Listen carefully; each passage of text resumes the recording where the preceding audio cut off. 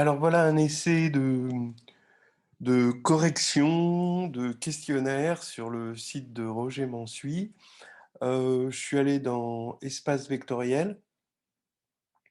Alors bon, c'est un essai dans le sens que bon, on va essayer de balayer un peu ces questions-là et si ça vous plaît, ben, vous me le direz et puis si ça vous apporte rien, bah, voilà quoi, hein, je comprendrai, tacitement. Alors, on balaye ces questions parce que disons qu'il y a quand même plusieurs types d'exercices. Il y a des exercices qui sont, des archétypes d'exercices, des exercices qu'on apprend comme une fable de La Fontaine et qui ensuite, comment dire? Devient un ferment en nous et puis nous fait progresser comme ça de l'intérieur. Mais ça passe par une, le fait d'apprendre quand même quelque chose, de bien regarder la correction. C'est un exercice que généralement on ne sait pas faire dès le départ. Et puis, bon, ben, inversement, complètement à l'opposé de cette forme d'apprentissage, il y a aussi l'exercice qui consiste à faire des toutes petites choses, quelque chose pour se sentir à l'aise dans son élément, pour pas se sentir noyé dès qu'on nous parle de quelque chose. Et, et, euh, et ces toutes petites questions permettent de se promener dans une grande variété de l'apprentissage. Et je trouve ça assez intéressant en soi. Alors on va commencer. Euh, donc l'ensemble des suites monotones est un sous-espace vectoriel de Rn. Bon, alors monotone, bah ouais, mais si on ajoute une croissante à une décroissante, qu'est-ce que ça va faire? Ben, a priori, ça va être faux, hein. Bon, alors je vous préviens, je l'ai déjà fait une fois, le questionnaire, l'histoire de faire un passage sans trop me ridiculiser, parce que des fois, on lit des choses et puis on lit un peu vite, il y a il y a des angles morts de la question. Et puis des fois, on est un peu trop rapide. Alors bon, du coup, je voulais pas trop me ridiculiser. Donc j'ai déjà fait avant. Donc bon. Alors l'ensemble des suites bornées est un sous-espace vectoriel de Rn. Bon, bah, quand on ajoute deux suites bornées, hein, ça fait une suite bornée. Hein, c'est quoi? Finalement, c'est la norme, hein, c'est les définitions de la norme. Vous avez l'inégalité triangulaire qui nous sert à ça. Et puis quand on multiplie par une constante, donc là, bon, ça reste borné, donc là, ça va être vrai. L'ensemble des suites périodiques est un sous-espace vectoriel de Rn. Bon, bah voilà le truc où typiquement je m'étais planté à la première lecture. Périodique, non. Si ça avait été des fonctions périodiques, ça aurait été un autre problème. Mais là, des suites périodiques, si vous avez une période n et pour une suite u et une période m pour une suite v, ben vous êtes sûr que nm va être une période pour u plus v. Et même, je dirais plus, hein, vous avez le PPCM hein, qui est là. En fait, l'ensemble des périodes d'une suite, bah, ça va être un sous-groupe de Z, on peut le voir comme ça, et un sous-groupe possède toujours un générateur. Donc, quand vous allez regarder les périodes de U plus V, bah, vous allez au moins avoir, au moins, hein, l'intersection des deux sous-groupes qui correspondent aux périodes de U respectives et de V.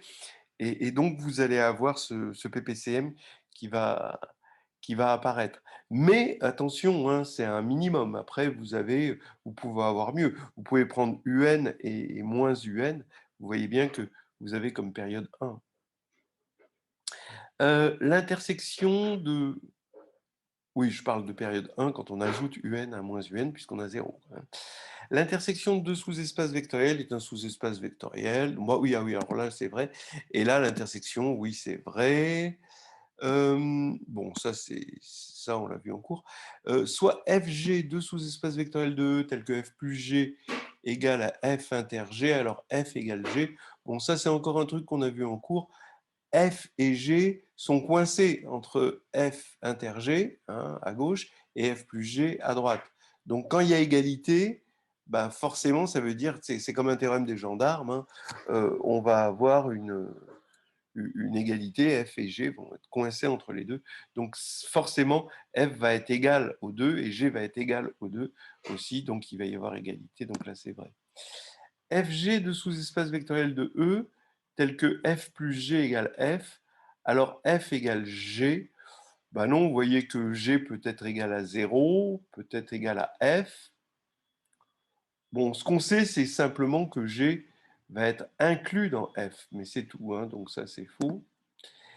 Soit F, G, H, trois sous-espaces vectoriels de E en somme directe, alors F inter G égale F inter H égale G inter H égale 0. Alors attention, hein, faut bien réfléchir là, faut pas aller trop vite. Ben oui, s'ils sont en somme directe, forcément on a ça. Mais c'est la réciproque qui est fausse. D'accord? Faut pas se dire ah oui, j'ai entendu parler, il y a un piège, etc. Faut bien réfléchir. Donc là, ça c'est vrai, mais la réciproque est fausse. Et on l'a vu avec les trois droites dans le plan. Donc là, c'est vrai, mais la réciproque est fausse. Alors que la réciproque aurait été vraie si on avait eu juste deux, hein, sous-espaces vectoriels. La suite constante égale à 1 appartient à l'espace engendré par les suites. Ben, on a envie de dire, alors là c'est le piège, et puis on en avait parlé l'autre fois avec Claudine. Euh, donc, ben, on a envie de dire oui, hein, que ça appartient à l'espace engendré par ces suites-là, ou ça c'est des suites où il y a des zéros partout, sauf un au rang n. Ben non, cette suite n'appartient pas à l'espace, parce que comme les combinaisons linéaires, l'espace engendré, c'est juste des combinaisons linéaires. Des combinaisons linéaires, c'est des sommes finies. Ça veut dire que toutes les suites de cet espace engendré, hein, ça va être des suites presque partout nulles. Et donc, la suite constante n'est pas presque partout nulle. Donc là, c'est faux. Et ça peut paraître surprenant, effectivement. Soit A et B, deux parties de E, alors vect de A inter B est égal à vect de A inter vect de B. Donc le sous-espace engendré par l'intersection, c'est l'intersection des deux sous-espaces. Bah, là, si on y réfléchit un petit peu, bah, c'est non, parce que vous prenez par exemple une droite, donc elle est engendrée, donc A, ça va être la droite engendrée par E1, et B, la droite engendrée par 2 E1. Bon, bah évidemment, E1 et inter 2 E1, ça fait le vecteur nul, donc vec de ça, ça fait l'ensemble vide, donc vec de ça, c'est juste le vecteur nul, le sous-espace nul. Et là, vous avez la droite, et là, vous avez la même droite. Donc l'intersection, c'est la droite. Donc là, c'est faux. Soit A et B, deux parties de E, alors vec de A union B égale vec de A plus vec de B. Ben là, on a envie de dire que c'est vrai, hein, d'accord. Bon, d'abord, vec de A est inclus dans vec de A union B, donc vec de A, ça veut dire que vec de A union B va faire quoi si vec de A est inclus, bah, va contenir vec de A union B, contient vec de A, et il contient vec de B. Donc vraiment, il contient vec de A plus vec de B. D'accord? Donc ça, c'est un truc qu'on a vu en cours, hein. C'est une condition nécessaire et suffisante, hein, pour contenir vec de A plus vec de B. Faut bien regarder dans quel sens ça se passe, ces choses. Et puis, bon, bah, l'inclusion inverse est quasiment évidente, hein, aussi, j'ai envie de dire. Quand on est dans vec de A union B, ben, on n'a que des combinaisons linéaires de A et B. Alors on utilise implicitement le fait qu'une combinaison linéaire de combinaisons linéaires est une combinaison linéaire. C'est quelque chose qu'on utilise souvent. Donc là, c'est vrai. Hein. Bon. Soit A alors, est dans E, donc c'est une partie de E, et U, un endomorphisme de E. Alors, U de vec de A est égal à vec de U de A. Bah oui, c'est parce que U commute avec les combinaisons linéaires, hein, et avec ça, on arrive à avoir la double inclusion. Donc là, j'ai envie de dire vrai. Une famille de vecteurs 2 à 2 non collinéaires est libre. Alors ça, c'est typiquement le truc faux. Hein. Alors, qu'est-ce qu'on peut dire 2 à 2 non collinéaires, ben, c'est comme les trois droites, 2 à 2 distinctes, comme ça, trois droites dans le plan. Hein. Ben, donc, vous prenez trois vecteurs directeurs de ces trois droites, ben, c'est 2 à 2 non collinéaires, mais c'est dans le plan, donc ça ne peut pas être libre. Donc là, c'est absolument faux. La famille des fonctions x moins x et valeur absolue de x est libre. Alors bon, bah là, c'est quand même vraiment le piège grossier, parce que c'est x et moins x, forcément, c'est pas libre, puisque là, on a multiplié par moins 1. Donc déjà, ça contient une famille liée, donc forcément, ça ne peut pas être libre. Hein, donc là, c'est faux. La famille des fonctions, ici, est libre.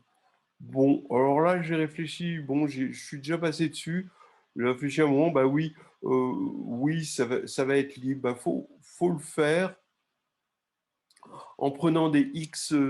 Faut supposer qu'on a Là, je sais pas, j'ai envie de prendre un papier, un crayon, et essayer de le faire en prenant des valeurs distinctes. Vous avez lambda, mu et nu, et puis vous faites une combinaison linéaire de ça, et vous prenez des x différents, vous évaluez en des x jusqu'à obtenir un système, bon, 3-3, a priori, vous allez prendre trois valeurs différentes. Alors, quelles sont les valeurs différentes intéressantes? Il faudrait une valeur où x est positive, strictement, une où c'est négatif. Non. Euh, oui, une où c'est négatif pour faire une petite différence. Et puis, peut-être, oui, une où x peut-être est plus grand, strictement plus grand que 1, une où c'est strictement plus petit que 1. Je sais pas, bon, en tout cas, il faut faire des essais comme ça, puis on voit que ça marche.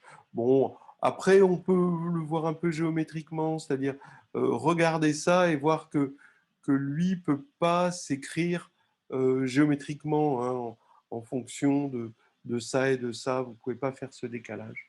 Bon, donc là, bref, ça va être vrai. On a une famille libre, et quand on ajoute x à la famille libre, est-ce qu'on a une autre famille libre?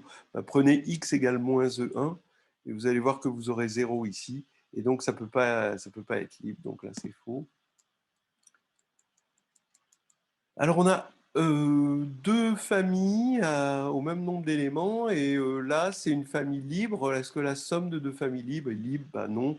Pareil, vous prenez F1 qui commence par moins E1, comme E1 est non nul, d'accord, moins E1 est non nul aussi, et on peut le compléter en une famille libre, donc il y a un théorème de la base incomplète pour construire ce F, et E1 moins E1, c'est 0, et donc c'est pas une famille libre, donc là, on a faux.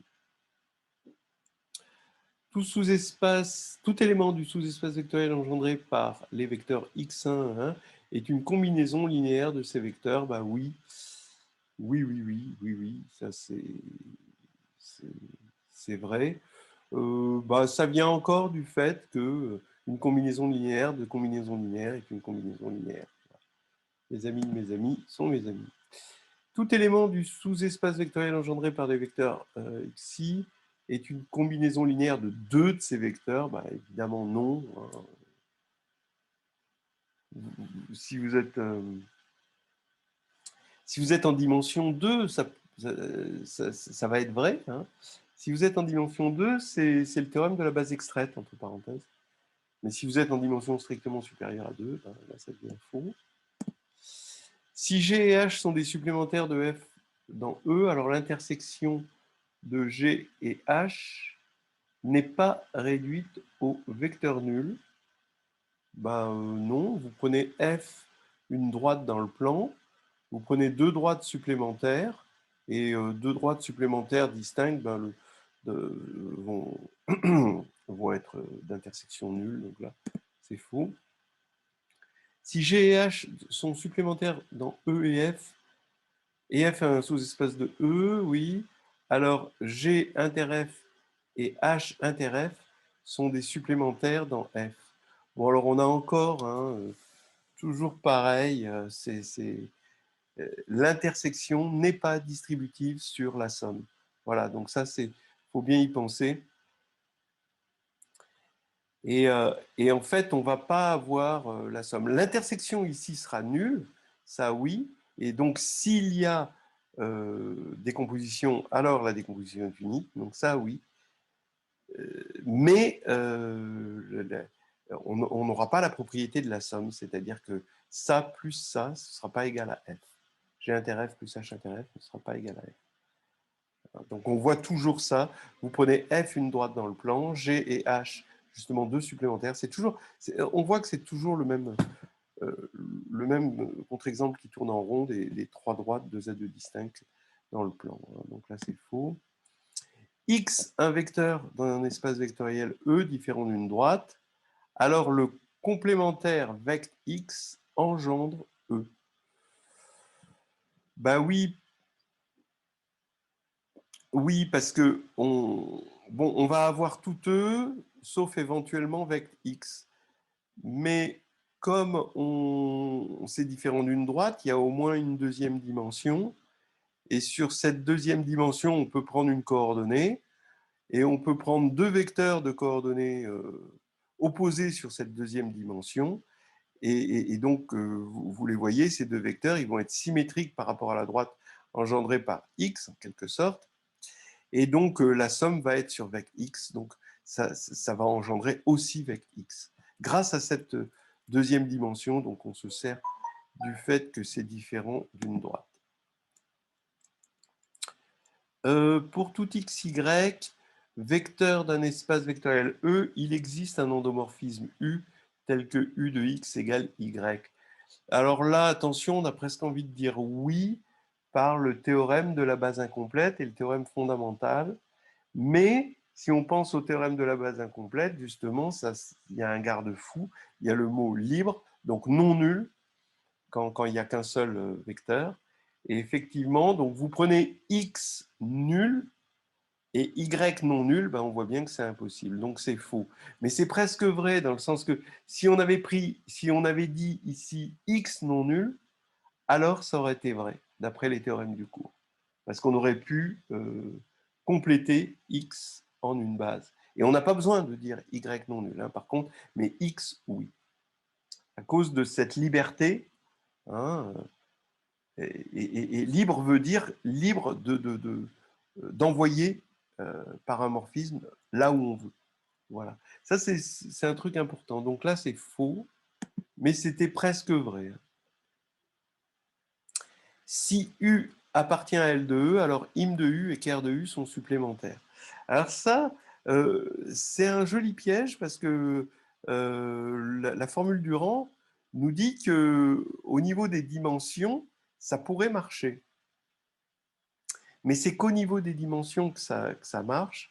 Vous prenez déjà en dimension 2, sur une base de K2, E1, E2, la base canonique de K2, bah, E1, vous l'envoyez vers 0, le vecteur nul, E2, vous l'envoyez vers E1, et ben vous voyez que ker de U, c'est la droite engendrée par E1, et im de U, c'est aussi la droite engendrée par E1, donc ils sont carrément égaux, donc c'est pas supplémentaire. Donc là, c'est archi faux. Si U est dans L de EF, alors im de U est isomorphe à tout supplémentaire de ker U. Alors attention, là, c'est plus égal, c'est isomorphe. Alors oui, puisqu'ils ont la même dimension, grâce à la formule Durand. Donc vous voyez que ça, c'est venu corriger ça. Et là, ça devient vrai. Donc isomorphes, parce que à partir du moment où deux sous-espaces ont même dimension, ils sont isomorphes, hein, de même dimension finie. Deux espaces de dimension infinie, ça peut être infini dénombrable et infini non dénombrable. Là, ça ne va pas être isomorphe. Alors, attention. Si U, V et dans L de E sont dans L de E, alors im de U plus V égale im de U plus im de V.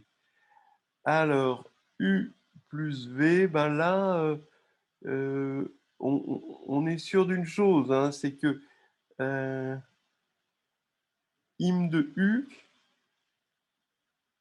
plus V, ça va être des éléments de la forme U plus V de X, alors que im de U plus im de V, ça va être des éléments de la forme U de X plus V de Y. Donc, a priori, c'est pas la même chose. D'accord, parce que U plus V de X, c'est U de X plus V de X. Donc, on va avoir une inclusion évidente de là vers là, mais dans l'autre sens, non. Donc, on a envie de dire faux. Alors, il faudrait quand même un contre-exemple. Bon, je vais dire faux. J'ai envie de jouer mon joker sur le contre-exemple.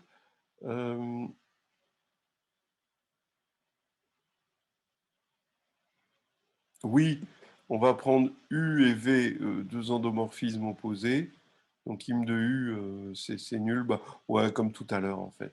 Donc là, la somme est nulle. Il est un peu bébête ce contre-exemple. Mais bon, c'est un contre-exemple. V égale moins U, donc on a 0. Et puis là, im de U, on va le prendre non nul. Donc im de U plus im de V, c'est pas nul puisque ça contient déjà im de U. Voilà, donc faux. On a U dans L de E et GH, deux sous-espaces de E. Alors, U de G plus H est égal à U de G plus U de H. Alors là, oui, parce que là, on va avoir des éléments de la forme U de X plus Y.